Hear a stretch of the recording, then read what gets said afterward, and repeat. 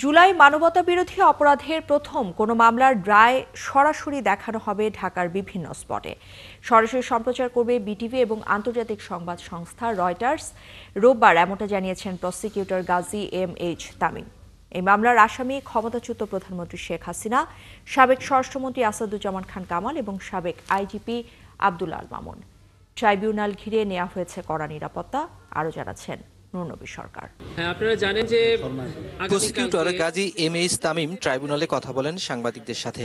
তিনি জানান, সোমবার শেখ হাসিনার রায় সরাসরি সম্প্রচার করবে বিটিভি ও রয়টার্স। সেই সাথে ট্রাইব্যুনালের ফেসবুক পেজেও এটি সরাসরি সম্প্রচার করা হবে। শুধু তাই নয়, ঢাকা শহরের বেশ কয়েকটি জায়গায় বড় স্ক্রিনে রায় ঘোষণা সম্প্রচার করবে সংস্কৃতি বিষয়ক মন্ত্রণালয়। স্পেশাল প্রসিডিংসগুলো আমরা ট্রাইব্যুনালের অনুমতি সাপেক্ষে সরাসরি সম্প্রচার করেছি। আগামীকালকে রায়ের যে অংশটুকু ট্রাইব্যুনাল এখানে পড়ে শোনাবেন, সেই অংশটুকু ট্রাইব্যুনালের অনুমতি সাপেক্ষে বাংলাদেশ টেলিভিশন এবং বাংলাদেশ টেলিভিশনের সাথে চুক্তিবদ্ধ যে কয়েকটি সংস্থা আছে এবং বাংলাদেশ টেলিভিশনের মাধ্যমে এদেশের সকল গণমাধ্যম সরাসরি সম্প্রচার করতে পারবেন। এটাই। আর আমরা তো বলেছি যে আমরা সর্বোচ্চ শাস্তি আশা করি। বাংলাদেশে এর আগে ফাঁসির দণ্ড পাওয়া কোনো নারীর রায় কার্যকর করা হয়নি। তবে ট্রাইব্যুনালের রায়ে নারী হিসেবে শেখ হাসিনা অনুকম্পা পাবেন কিনা এমন প্রশ্ন ছিল প্রসিকিউশনের কাছে। জবাবে প্রসিকিউটর জানান, এমন সুযোগ নেই আইনে। আমাদের দেশে সিআরপিসি আছে, সেখানে জামিন প্রদানের ক্ষেত্রে নারীকে, অসুস্থকে এবং কিশোর বালক শিশুদেরকে প্রিভিলেজ দেওয়া আছে। কিন্তু রায় প্রদানের ক্ষেত্রে নারীকে আমাদের সাধারণ আইনেও কোনো আলাদা প্রিভিলেজ দেওয়া হয় নাই, আর আমাদের এই আইনেও কোনো আলাদা প্রিভিলেজ নেই। অর্থাৎ রায় প্রদানের ক্ষেত্রে আসামি নারী হোক পুরুষ হোক, তিনি তার অবস্থানে থেকে কি অপরাধ করেছেন সেই অপরাধের গ্র্যাভিটি বিবেচনা করে শাস্তি প্রদান করা হবে। শেখ হাসিনার রায়ের পর তার সাজা হলে পরোয়ানা ইন্টারপোলে পাঠানো হবে বলে জানায় প্রসিকিউশন। দণ্ডের পাশাপাশি এখানে আরেকটি দণ্ডকে এখানে নুরনবী সরকার, ৭১, ঢাকা। জুলাই গণ অভ্যুত্থানের সময় সংঘটিত মানবতাবিরোধী অপরাধের ঘটনায় শেখ হাসিনা সহ ৩ আসামির বিরুদ্ধে করা মামলার রায় ঘোষণা হবে আগামীকাল সোমবার। এটি হবে জুলাই অপরাধের ঘটনায় প্রথম কোনো মামলার রায়। আরও জানাচ্ছেন নুরনবী সরকার। ২৪ জুলাই আন্দোলনে মসনদ টিকিয়ে রাখতে শেখ হাসিনা দেশের ইতিহাসের বর্বরতম হত্যাযজ্ঞের কলঙ্ক নিয়ে দেশ ছাড়েন। শেখ হাসিনার ক্ষমতাকালে নিজ হাতে গড়া আন্তর্জাতিক অপরাধ ট্রাইব্যুনালেই বিচারের মুখোমুখি তিনি। গেল বছর শেখ হাসিনার বিরুদ্ধে ট্রাইব্যুনালে অভিযোগ জমা পড়ার পর তদন্ত করে প্রতিবেদন দেয় প্রসিকিউশন। আসামিদের বিরুদ্ধে গ্রেপ্তারি পরোয়ানা জারি হয় গেল বছরই। আনুষ্ঠানিক চার্জ দাখিল করা হয় গেল ১ জন। শেখ হাসিনার সাথে আসামি আরও ২ জন। এই বিচার কাজ বিটিভি ও ফেসবুকে সরাসরি সম্প্রচার করা হয়। ৫টি অভিযোগ আনা হয়েছে আসামিদের বিরুদ্ধে। মামলাটিতে ৩ আগস্ট সাক্ষ্য গ্রহণ শুরু হয়। ৫৪ জন সাক্ষ্য দেন। মোট ২৮ কার্যদিবস সাক্ষ্য গ্রহণ ও জেরা করা হয়। এতে এনসিপি আহ্বায়ক নাহিদ ইসলাম ও আমার দেশ সম্পাদক মাহমুদুর রহমানও সাক্ষ্য দেন। বিচারিক কার্যক্রম শেষ হয় গেল ২৩ অক্টোবর। ১৩ নভেম্বর ট্রাইব্যুনাল জানায় রায় দেওয়া হবে ১৭ নভেম্বর। আশা করছি ইনশাআল্লাহ ১৭ নভেম্বর আদালত তার সুবিবেচনা, তার প্রজ্ঞা প্রয়োগ করবেন এবং এই জাতির যে বিচারের জন্য আকাঙ্ক্ষা, যে তৃষ্ণা, সেটার প্রতি তারা সুবিচার করবেন এবং একটি সঠিক রায়ের মাধ্যমে বাংলাদেশে সংগঠিত মানবতা বিরোধী অপরাধের একটা ইতি ঘটাবেন এবং ভবিষ্যতের জন্য এই রায়টি ইনশাআল্লাহ দৃষ্টান্ত হয়ে থাকবে, তেমন একটি রায় আমরা প্রত্যাশা করছি। শেখ হাসিনার বিরুদ্ধে ৫টি অভিযোগ আনা হয়েছে। সেখানে রাজাকারের বাচ্চা বলে আন্দোলনকারীদের উস্কানি ও হেলিকপ্টার থেকে মরণাস্ত্র ব্যবহার করে গুলি ও হত্যার অভিযোগ আনা হয়েছে। সাবেক স্বরাষ্ট্রমন্ত্রীর বিরুদ্ধেও অবৈধ নির্দেশ পালনসহ বাহিনীগুলোকে আন্দোলনকারীদের হত্যায় নির্দেশ প্রদান করা হয়। তিনি পলাতক আছেন, তাকেও রাষ্ট্রের পক্ষ থেকে আইনজীবী দেওয়া হয় শেখ হাসিনার মতো। সাবেক আইজিপি চৌধুরী আব্দুল আল মামুনের বিরুদ্ধেও ৫টি অভিযোগ। তিনি মামলায় রাজসাক্ষী হয়েছেন। একই সাথে বাহিনীকে অবৈধ নির্দেশ, হত্যার নির্দেশ দেওয়ার অভিযোগ আনা হয়েছে।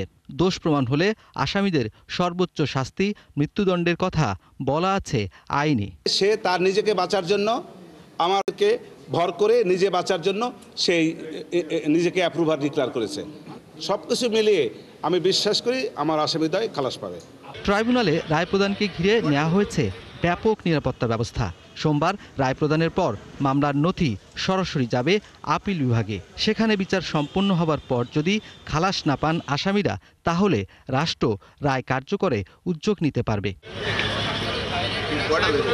নুনবী সরকার, ৭১, ঢাকা। কার্যক্রম স্থগিত হওয়া আওয়ামী লীগের শাটডাউন কর্মসূচিতে কোনো সাড়া নেই। রবিবার রাজধানীতে যান চলাচল একেবারেই স্বাভাবিক। বিচ্ছিন্নভাবে দু এক জায়গায় ককটেল ফুটেছে, আহত হয়েছেন একজন পথচারী। আর নগরীর বিভিন্ন পয়েন্টে জোরদার করা হয়েছে নিরাপত্তা। জুলাই মানবতা বিরোধী অপরাধে শেখ হাসিনার রায়কে কেন্দ্র করে টানা 2 দিনের কর্মসূচি আওয়ামী লীগের।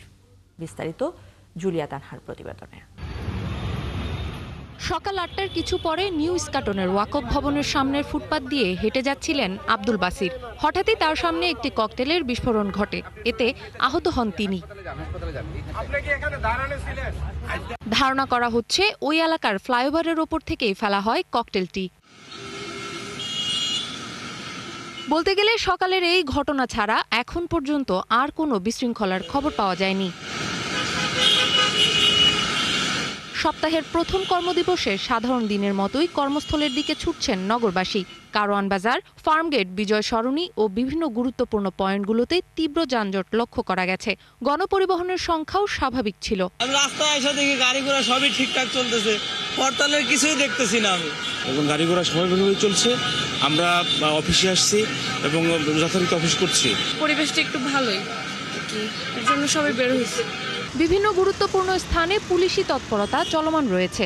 পাশাপাশি র্যাব ও বিজিবি সদস্যদেরও দায়িত্ব পালন করতে দেখা গেছে।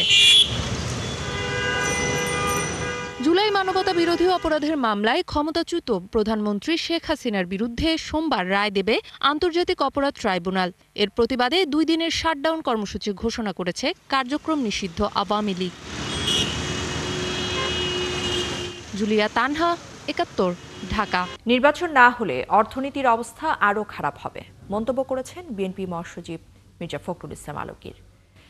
রোববার জাতীয় প্রেসক্লাবে মওলানা আব্দুল হামিদ খান ভাসানীর মৃত্যুবার্ষিকী উপলক্ষে আয়োজিত আলোচনায় এ কথা জানিয়েছেন তিনি। অনেকটা বিভ্রান্তি, অনেকটা হতাশা এবং অনিশ্চয়তার মধ্যে দিয়েও কিন্তু এই নির্বাচনের এখন একটা সম্ভাবনা দেখা দিয়েছে যে 26 ফেব্রুয়ারি মাসে এই নির্বাচন অনুষ্ঠিত হবে। এখানে কিছু গোষ্ঠী, কিছু মহল আজকে পরিকল্পিতভাবে এই বাংলাদেশে একটা অনিশ্চয়তা সৃষ্টি করতে চায় এবং তারা বিভিন্ন রকম দাবি তুলে নির্বাচনকে ব্যাহত বা বিলম্বিত করতে চায়। কিন্তু এই দেশের মানুষের এখন সবচেয়ে বড় প্রয়োজন যেটা, তারা হচ্ছে নির্বাচিত সরকার যার পিছনে জনগণ থাকবে। 5 দফা দাবিতে আন্দোলন অব্যাহত রাখার ঘোষণা দিয়েছে জামায়াতে ইসলামী সহ সমমনা 8 দল। রাজধানীর মগবাজারে দলটির কেন্দ্রীয় কার্যালয়ে যৌথ সংবাদ সম্মেলনে এই ঘোষণা দিয়েছেন জামায়াতের সেক্রেটারি জেনারেল মিয়া গোলাম পরওয়ার। সংবাদ সম্মেলনে তিনি জানিয়েছেন, বিশেষ দলের কাছে অসহায় প্রধান উপদেষ্টাকে নিরপেক্ষ থাকতে হবে। আমাদের এই আন্দোলনের জন্য সংস্কার প্রস্তাবের গুরুত্বপূর্ণ ম্যাট্রিক্সগুলো কিন্তু ঐক্যমত্য কমিশন এবং গণভোটে ইনশাল্লাহ যাচ্ছে। এটা আন্দোলনেরই ফসল। আর আন্দোলনের মধ্য দিয়ে আমরা মনে করি নির্বাচন প্রভাবিত হবে না, বরং নির্বাচনকে অবাধ, সুষ্ঠু, নিরপেক্ষ হওয়ার ক্ষেত্রেই আমাদের এই আন্দোলন ভূমিকা রাখবে। ত্রয়োদশ নির্বাচনে মনোনয়ন প্রাপ্ত প্রার্থীরা আচরণবিধি মেনে চললে নির্বাচন সুষ্ঠু হবে, এমন মন্তব্য করেছেন প্রধান নির্বাচন কমিশনার এএমএম নাসির উদ্দিন। নিবন্ধিত রাজনৈতিক দলগুলোর সাথে নির্বাচন কমিশনের 2য় দিনের সংলাপের সূচনা বক্তব্যে সিএসি এসব কথা জানিয়েছেন। তিনি বলেন, নির্বাচন সুষ্ঠু, সুন্দর এবং গ্রহণযোগ্য করতে রাজনৈতিক দলগুলো সহ সবার সহযোগিতা জরুরি। দলগুলোর সাথে সংলাপ আরও আগে শুরু করা দরকার ছিল উল্লেখ করে তিনি জানিয়েছেন, জাতীয় ঐকমত্য কমিশন ও নির্বাচন ব্যবস্থা সংস্কার কমিশন কাজটা অনেক দূরে এগিয়ে নিয়ে গেছেন। সবাই মিলে তো করতে হবে। আমরা ইলেকশন কমিশন একার পক্ষে এই কাজটা আন্দোলন দেওয়া সম্ভব না। বিশেষ করে আপনারা যারা রাজনৈতিক নেতৃবৃন্দ, জাতীয় নেতৃবৃন্দ আছেন, যাদের প্রভাব সরাসরি ভোটারদের উপরে আছে, যারা একদম সরাসরি ভোটারদেরকে প্রভাবিত করতে পারেন, তা আপনারা জাতীয় নেতৃবৃন্দ, আপনাদের এই জন্য কোঅপারেশন এখানে খুবই দরকার হবে। একদম ভোটারদেরকে কেন্দ্রে নিয়ে আসা, একটা সেফ এনভায়রনমেন্ট যাতে আমরা ক্রিয়েট করতে পারি, সেই ব্যাপারে আমাদেরকে সহযোগিতা করা। এই সমস্ত বিষয়ে আপনাদের একটা পরামর্শ আমরা চাইব, কিভাবে আমরা একটা সুষ্ঠু সুন্দর একটা নির্বাচন দিতে পারি। রায়েরবাজার গণকবরে শায়িত 24-এর গণঅভ্যুত্থানে নিহতদের পরিচয় শনাক্তে 5 ডিসেম্বর বাংলাদেশে আসছে আন্তর্জাতিক ফরেনসিক বিশেষজ্ঞ দল। রায়েরবাজার কবরস্থানে গণঅভ্যুত্থানে নিহতদের কবর জিয়ারত শেষে এই তথ্য দিয়েছেন স্থানীয় সরকার উপদেষ্টা আসিফ মাহমুদ সজীব ভুঁইয়া। 7 ডিসেম্বর থেকে এই দল কাজ করবে বলেও জানিয়েছেন তিনি। আগামী 5 ডিসেম্বর আন্তর্জাতিক ফরেনসিক এক্সপার্টরা বাংলাদেশে আসবেন এবং আশা করা যাচ্ছে যে 7 ডিসেম্বর থেকেই এই গণকবরে যারা আছেন, যে শহীদরা আছেন, তাদেরকে আইডেন্টিফাই করার প্রক্রিয়া শুরু হয়ে যাবে এবং এখানেই অস্থায়ী মর্গ স্থাপন করে সিআইডি মূলত এটা বাস্তবায়নকারী সংস্থা হিসেবে কাজ করবে। এখানে অস্থায়ী মর্গ স্থাপন করে, এখানেই টেন্ট স্থাপন করে এই কাজ শুরু হবে জাতীয় এবং আন্তর্জাতিক ফরেনসিক এক্সপার্টদের মাধ্যমে। ফরেনসিক করার মাধ্যমে আমরা আশা করি যে আমাদের সকল শহীদদের আমরা আইডেন্টিফাই করতে পারবো। দর্শক, যেমনটা জানাচ্ছিলাম যে ত্রয়োদশ নির্বাচনের মনোনয়ন প্রার্থীদের সাথে বৈঠকের পরে এই মুহূর্তে সেখানে কথা বলছেন সিএসসি। আমরা সরাসরি চলে যাচ্ছি সেখানে। মুবারকবাদ জানাই। আমরা বেশ কয়েকটা দলের সাথে অলরেডি আলোচনা শেষ করেছি। নর্মালি আগে দেখা গেছে যে এটা বেশ আগের থেকে এই আলোচনা শুরু হয়, কয়েক মাস ব্যাপী চলে।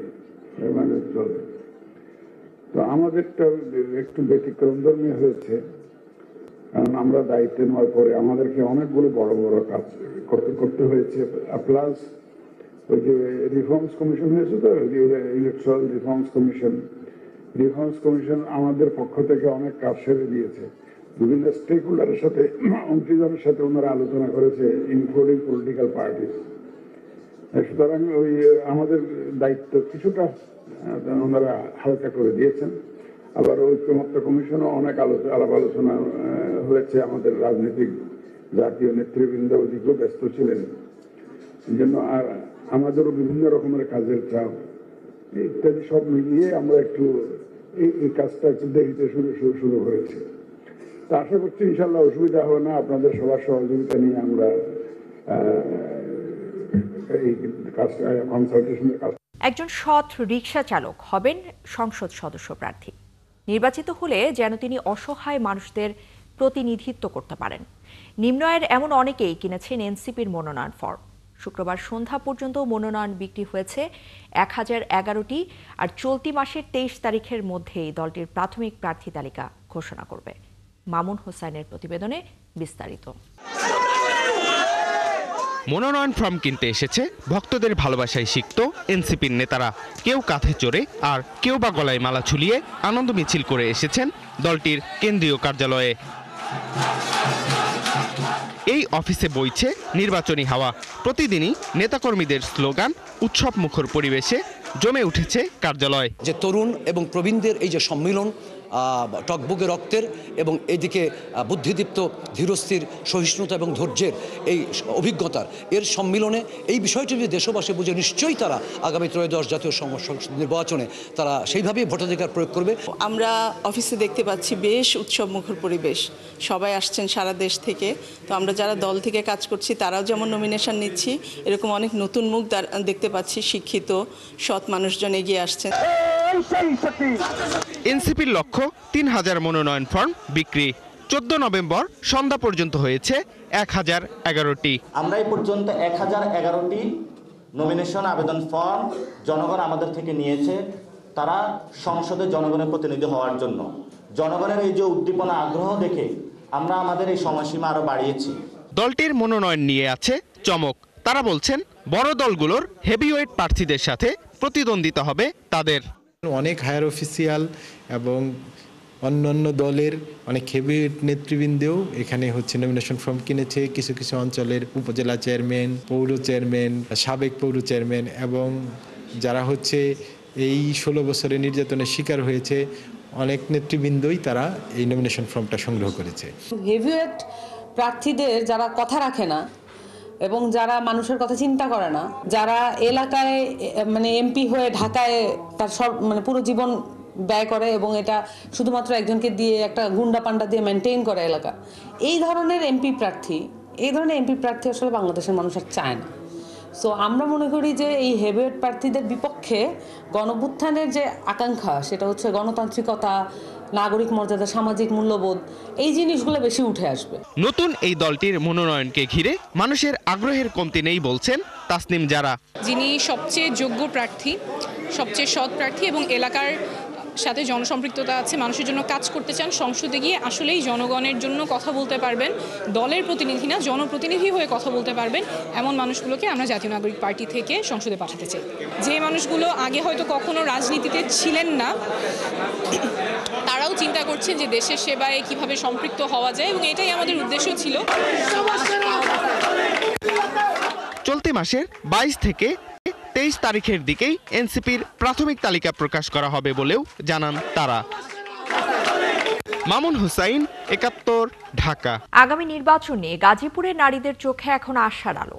নির্বাচন ঘিরে শুধু রাজনীতি নয়, বদলের প্রত্যাশায় রয়েছেন নারীরা।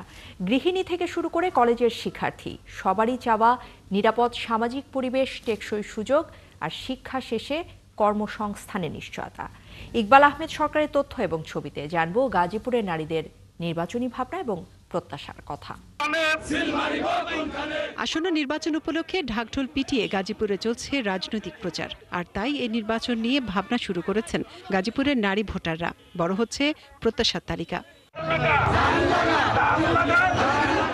ভোটাররা বলছেন, নির্বাচনের আগে যেসব প্রতিশ্রুতি দেয়া হয় সেগুলো নির্বাচনের পর বাস্তবায়ন করা অবশ্যই জরুরি। কারণ তারা মনে করেন, নারীদের অধিকার নিশ্চিত না হলে সমাজের সামগ্রিক অগ্রগতি সম্ভব নয়। তাদের দাবি, কর্মক্ষেত্রে নারীর জন্য সমান সুযোগ থাকতে হবে আর চলাফেরায় থাকবে নিরাপত্তা।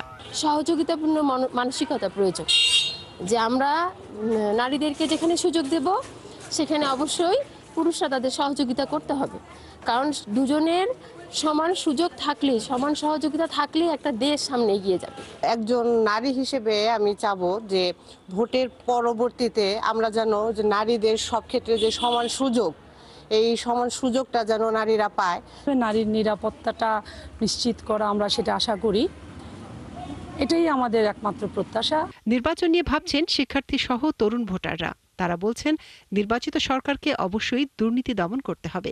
এছাড়া দক্ষতা উন্নয়ন, প্রশিক্ষণ এবং নিরাপদ কর্মপরিবেশ ছাড়া নারীর অর্থনৈতিক মুক্তি অসম্ভব।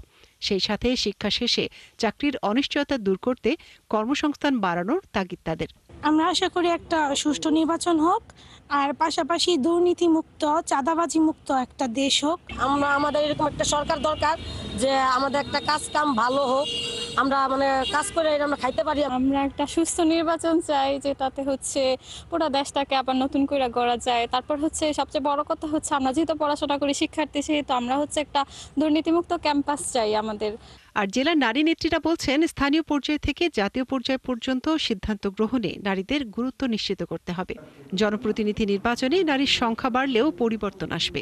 স্থানীয় পর্যায়ে উপজেলা, ইউনিয়ন পরিষদ, উপজেলা এবং জাতীয় পর্যায়ের নির্বাচন থেকে বা প্রতিনিধিত্ব থেকে আমাদের মনে হয় এখানে নারীদের সিদ্ধান্ত গ্রহণ করা এবং সেই সিদ্ধান্ত বাস্তবায়নের ক্ষেত্রেও নারীদের পুরাপুরি অংশগ্রহণের যদি অধিকার থাকে বা অংশগ্রহণের তাদের ক্ষেত্র তৈরি করা হয়, তাহলে আমাদের সমাজে নারীদের অনেক উন্নয়ন হবে। গাজীপুরের নারীরা মনে করেন, অধিকার, নিরাপত্তা, কর্মসংস্থান আর সমান সুযোগ এসব দাবি পূরণ হলেই তাদের ভোটের মূল্যায়ন হবে। মনিরা কাজুরি, ৭১। ঢাকা রিপোর্টার্স ইউনিটির বেস্ট রিপোর্টিং অ্যাওয়ার্ড ২০২৫ পুরস্কার নিয়েছেন একাত্তর টিভির বিশেষ প্রতিনিধি শাহনাজ শারমিন এবং বিশেষ প্রতিনিধি সুশান্ত সিনহা। নারী এবং মানবাধিকার বিষয়ক প্রতিবেদনের জন্য পুরস্কার পেয়েছেন শাহনাজ শারমিন। কৃষি ও পরিবেশ ক্যাটাগরিতে যৌথভাবে পুরস্কার পেয়েছেন সুশান্ত সিনহা। রোববার সকালে আন্তর্জাতিক মাতৃভাষা ইনস্টিটিউটে বিজয়ীদের হাতে পুরস্কার তুলে দেন অর্থ উপদেষ্টা ডক্টর সালাউদ্দিন আহমেদ। এবার ২৪ ক্যাটাগরিতে ২৭ জন পেয়েছেন এই পুরস্কার। সার্ভার দুর্বলতা, নিবন্ধন বিড়ম্বনা সহ নানান জটিলতায় প্রত্যাশিত সাড়া নেই অনলাইন আয়কর রিটার্নে। চলতি কর বর্ষ শেষ হতে চললেও এখন পর্যন্ত এই ব্যবস্থায় জমা দিয়েছেন মাত্র ১৪ লাখ করদাতা। এমন বাস্তবতায় আরও ৩ মাস সময় বাড়ানোর পাশাপাশি অফলাইনে জমার সুবিধা চেয়ে এনবিআরকে দুটি চিঠি দিয়েছে ঢাকা ট্যাক্সেস বার অ্যাসোসিয়েশন। আয়কর রিটার্নের স্বচ্ছতা আনা, হয়রানি বন্ধ ও আদায় বাড়াতে চলতি করবর্ষ থেকে 5 শ্রেণী বাদে সবার জন্য অনলাইনে রিটার্ন বাধ্যতামূলক করে এনবিআর। শুরুতেই এই ব্যবস্থায় সাড়া মিললেও ধীরে ধীরে আগ্রহ কমতে থাকে করদাতাদের, যার কারণ হিসেবে নানা জটিলতার কথা বলছেন তারা। এনবিআর হিসেবে বর্তমানে টিআইএনধারী প্রায় 1.1 কোটি। চলতি 2025-26 করবর্ষে বিনা জরিমানায় যারা বিবরণী জমা দিতে পারবেন 30 নভেম্বর পর্যন্ত। কিন্তু সার্ভার দুর্বলতা, ওয়ান টাইম পাসওয়ার্ড আসতে দেরি হওয়া সহ নানা জটিলতায় রিটার্ন দেননি অনেকে। 13 নভেম্বর পর্যন্ত যা ছিল মাত্র 14 লাখ। ট্যাক্স ক্লেম করতে গেলে অনেক সময় বিশেষ করে ট্যাক্স ক্লেম হয় না, এটা ঘটতে থাকে। আর বিশেষ করে সঞ্চয়পত্রের ক্ষেত্রে সমস্যাটা বেশি হয়। হয়তো সফটওয়্যারে ঢুকা যাচ্ছে না বা সামনের দিকে যাওয়া যাচ্ছে না, আগানো যাচ্ছে না। এটা যে একদম পার্মানেন্ট থাকে এরকম না, হয়তো কোনো কোনো সময় 10 মিনিট 20 মিনিট থাকে, কোনো সময় 2-3 ঘন্টাও থাকে। 2-1 করদাতা অনীহা প্রকাশ করছে যে আমার এতগুলা ব্যাংক আছে, কেন আমি এতগুলা শো করাবো, পরবর্তীতে অথরিটি আমাদের ধরে একটা আননেসেসারি ক্লেম করবে, আমরা হয়রানি শিকার হবো, এই ধরনের পেয়েছি। অনলাইনে অনেক সময় এরর দেখায়, রিটার্ন সাবমিটের ক্ষেত্রে যে কানেক্টিং সার্ভারগুলোতে প্রবলেম হলে তখন রিটার্ন সাবমিট করতে সমস্যা হয়। এমন বাস্তবতায় রিটার্ন জমার মেয়াদ আরও 3 মাস বৃদ্ধির জন্য এনবিআর কাছে আবেদন জানিয়েছে ঢাকা ট্যাক্সেস বার অ্যাসোসিয়েশন। এছাড়া অনলাইনের পাশাপাশি অফলাইন সুবিধা চালু রাখার পক্ষেও তারা। যেহেতু এই প্রসেসটা নতুন এবং আরম্ভ হয়েছে প্রায় 1 মাস পরে, সেই প্রেক্ষাপটে ঢাকা ট্যাক্সেস বার অ্যাসোসিয়েশন নয় শুধু, সারা বাংলাদেশ থেকে বিভিন্ন আয়কর আইনজীবী সমিতিগুলো তাদের আয়কর রিটার্ন সাবমিশনের জন্য 3 মাস সময় বৃদ্ধির আবেদন করেছে। অনলাইনে আয়কর রিটার্নের পাশাপাশি ম্যানুয়াল পদ্ধতিতেও আয়কর রিটার্ন সাবমিশন রাখাটা উচিত ছিল, যে যেটা চয়েস করে। বিশেষজ্ঞরা বলছেন আয়কর আদায়ে বিকল্প নেই অটোমেশনের, তবে বাড়াতে হবে সক্ষমতা। এছাড়া নিরবচ্ছিন্ন সেবা পেতে নিশ্চিত করতে হবে উন্নত অনলাইন সেবা। মানে এনবিআর এর যে সার্ভারের যে ক্যাপাসিটি, সেই ক্যাপাসিটি যদি এটা নিতে না পারে তাহলে স্বাভাবিক স্লো হয়ে যাবে। আর ধরেন সিস্টেমটা তো নতুন, এটা এখনো পর্যন্ত ওইভাবে টেস্টেড না যে অ্যাট এ টাইম কী পরিমাণ ডাটা তারা হ্যান্ডেল করতে পারবে। তো এনবিআর এর টিম আমরা যত জানি যে তারা যথাসাধ্য চেষ্টা করছে করদাতারা যেন হয়রানির সম্মুখীন না হয়, এই বিশেষ করে স্লো হয়ে যাওয়া, ইন্টিগ্রেশনসগুলো বন্ধ হয়ে যাওয়া, ক্রেডিটেড বিষয়গুলো না আসা, এগুলো নিয়ে এনবিআর কাজ করছেন। তো আশা করছি যে ওনারা হয়তো খুব শীঘ্রই হয়তো এটা সমাধান করে দিতে পারবে। সবশেষ অর্থ বছরে বাধ্যতামূলক না হলেও অনলাইনে রিটার্ন জমা দেন 17 লাখ করদাতা, যদিও কয়েক দফা সময় বাড়িয়েছিল এনবিআর। মনুল হাসান, 71, ঢাকা। রাজধানীর ঐতিহ্যবাহী সুভাদ্রা খাল যেন এখন প্লাস্টিকের ভাগাড়। এলাকার সকল ধরনের বর্জ্য খালে ফেলায় এই পরিস্থিতির সৃষ্টি হয়েছে। 7 কিলোমিটার খাল জুড়ে আবর্জনা থাকায় মশা এবং দুর্গন্ধে অতিষ্ঠ বাসিন্দারা। ঢাকার দক্ষিণ কেরানীগঞ্জের সুভাদ্রা খালের প্রাণ প্রবাহ ফেরাতে কাজ করছে পানি উন্নয়ন বোর্ড। সুমন মাহমুদ জানাচ্ছেন বিস্তারিত।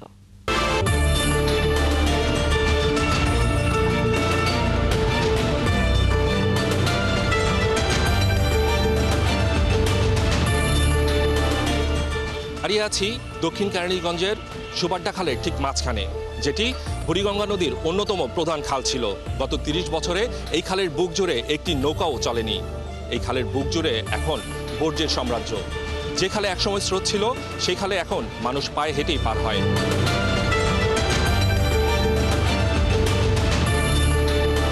আলম মার্কেট থেকে শুরু হয়েছে খালটির 2টি শাখা, একটি মিরের বাগ হয়ে বুড়িগঙ্গায় মিশেছে আর অন্যটি গিয়ে ধলেশ্বরী নদীতে যুক্ত হয়েছে। কিন্তু বাসাবাড়ির দোকানপাট থেকে শুরু করে কলকারখানার সব ধরনের বর্জ্য ফেলায় এই খালটি পরিণত হয়েছে এক বিশাল ভাগাড়ে। তীব্র দুর্গন্ধে আশেপাশের লোকজনের চলাফেরা করাই দায়। ময়লা ফেলাবার মতন কোনো স্থান সরকারিভাবে নাই, যার কারণে যে যেভাবেই পারছে এইভাবেই ময়লাটা ফেলাই গেছে। আমরাও ফেলতাম, আশেপাশে মানুষের ময়লা কই ফেলাবো আমরা, সেটা বলেন, এছাড়া তার কোনো জায়গা নাই। দুর্গন্ধ, তারপরে আপনার মনে করেন ময়লা আবর্জনা দেখতে অসুন্দর, এটা নিয়ে মানুষের সবাই মনে করেন যে একটা মানে বিশৃঙ্খলা, মানে একেবারে অস্বস্তিকর পরিবেশ নিয়ে আছে। পানি চলাচল করতে পারে না, ড্রেনে পানি নামে, ওই ছাদের পানি ময়লা ফেলায়, এটারও ক্ষতি হয়, মানুষের উপকার হয় না। দূষণ আর বর্জ্যের স্তূপের পাশাপাশি এই খাল হয়েছে দখলদারদের শিকার। এমনকি পাশের রাস্তাটি খালের জায়গা দখল করে তৈরি করা হয়েছে। বছর 10 আগে একবার খালটি পরিষ্কার করা হলেও দূষণ আর দখলদারদের পরিস্থিতি একই রয়ে গেছে। মৃতপ্রায় সুভাদ্রা খাল। আগে তো এই খাল যেমন নৌকা চলছে, সুন্দর নৌকা চলাফেরা করছে, কেড়ে রাজেন্দ্রপুর পর্যন্ত পাই না, পশ্চিম পর্যন্ত গেছে নৌকায়। তো আবার মাল লোড আনলোড করতে এই ঘাট দিয়ে, এখন তো মনে করেন সব জঙ্গল হইয়া ময়লা ফালায় সব গাড়ি দিচ্ছে। ওই খালটা ছোটবেলা থেকে অনেক সুন্দর ছিল, কিন্তু এখন এই গার্মেন্টসের ময়লা টুকরো এবং কিছু নামদারি লোকজন দখল করার কারণে খালটা রাস্তা চাপে যাইতেছে। আমরা এখন মিস করতেছি, আমরা এখন খালে যে জায়গায় পাইতাম আমরা পরিষ্কার, এখন এই জায়গায় পাইতেছি গন্ধ। এখন যদি পরিষ্কার করে সবাই বাচ্চারা খেলতে পারবো, আমরা একটু হাঁটতে পারবো, কোনো গন্ধ হইব না। তবে খালটিকে তার আদি অবস্থানে ফিরিয়ে আনতে এবং প্রাকৃতিক সৌন্দর্য ফেরাতে খননের কাজ শুরু হয়েছে। এর মধ্য দিয়ে সুবাড্ডা খাল তার হারানো প্রাণ ফিরে পাবে, যা কেরানীগঞ্জের পরিবেশ ও জলাবদ্ধতার সমস্যার সমাধানে গুরুত্বপূর্ণ ভূমিকা রাখবে বলে আশা করছেন স্থানীয়রা। সুমন মাহমুদ, ৭১, ঢাকা। এদিকে পাটুরিয়ায় ফেরিঘাট ভাঙনের প্রায় ৩ মাস পার হয়ে গেলেও এখনো ঠিক হয়নি ঘাটগুলো। ফেরি কর্তৃপক্ষ বলছেন পানির স্তর নিচে নেমে যাওয়ায় ভাঙন কবলিত অংশে ঘাটগুলো বসানো যাচ্ছে না। মানিকগঞ্জ থেকে রনি মিয়ার ক্যামেরায় আরও জানাচ্ছেন মনিরুল ইসলাম মিহির। পদ্মার তীব্র স্রোতে গত ৩ মাস আগে পাটুরিয়ার ফেরিঘাটগুলোর সামনের অংশ নদীতে ভেঙে যায়। ওই সময় ঘাটগুলোর লো ওয়াটার লেভেল থেকে হাই ওয়াটার লেভেলে পন্টুন বসানো হয়। এখন পানি কমে যাওয়ায় ঘাটের লো ওয়াটার লেভেলের ভাঙ্গা অংশে পন্টুন বসাতে সমস্যা হচ্ছে। এতে নিচের অংশের ঘাটগুলো মেরামত না করায় যানবাহনগুলো পন্টুন দিয়ে উঠানামা করতে পারছে না।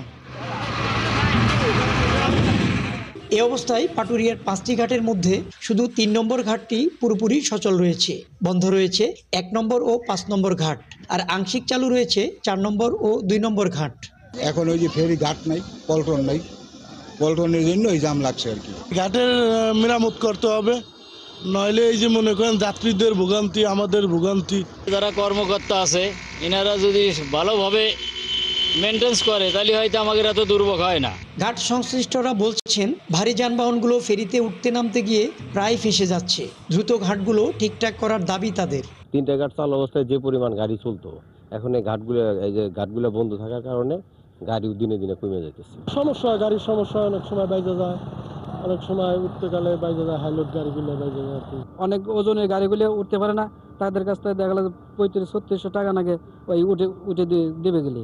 ঘাট সমস্যার কারণে ফেরিতে যানবাহন পারাপার বিলম্বিত হওয়ার বিষয়টি স্বীকার করেছেন বিআইডব্লিউটিসি কর্তৃপক্ষ। আর বিআইডব্লিউটিএ কর্তৃপক্ষ জানায় লো ওয়াটার লেভেলে পন্টুন বসাতে এরই মধ্যে 2 ঘাটে কাজ শুরু করেছেন। ইতিমধ্যে 3 নম্বর ঘাট আমরা লো ওয়াটার করেছি এবং 3 নম্বর ঘাট দিয়ে আমরা স্মুথলি অপারেশন করতে পারতেছি। পাশাপাশি 4 নম্বর ঘাট লো ওয়াটার স্টেজে নেওয়ার জন্য কাজ তারা ধরবে। পানির সাথে সমন্বয় রেখে আমরা পাটুরিয়া প্রান্তে বিগত 4 থেকে 5 দিন পূর্বে আমরা 3 নম্বর ঘাটটি আমরা লো ওয়াটারে স্থানান্তর করেছি, মিড ওয়াটার থেকে লো ওয়াটারে স্থানান্তর করেছি। পাশাপাশি আমরা 2 নম্বর ঘাটটি ফেরিঘাটকে মিড ওয়াটার থেকে লো ওয়াটারে আমরা স্থানান্তর করেছি। এরকম পর্যায়ক্রমে যে 5টি ঘাট আছে, আমরা পর্যায়ক্রমে পানির সাথে সমন্বয় করে আমরা এই ঘাটগুলো প্রতিস্থাপন করব। এই মুহূর্তে পাটুরিয়ার 5টি ঘাটের মধ্যে মাত্র একটি দিয়ে পুরোপুরি যানবাহন পারাপার হচ্ছে। মনিরুল ইসলাম মিহির, ৭১, মানিকগঞ্জ। দর্শক, চলছে সংবাদ সংযোগ। সরাসরি সংবাদ ও অনুষ্ঠান দেখতে চোখ রাখুন ৭১ ফেসবুক পেজে এবং সাবস্ক্রাইব করুন ৭১ ইউটিউব চ্যানেল। থাকুন ৭১-এর সাথে।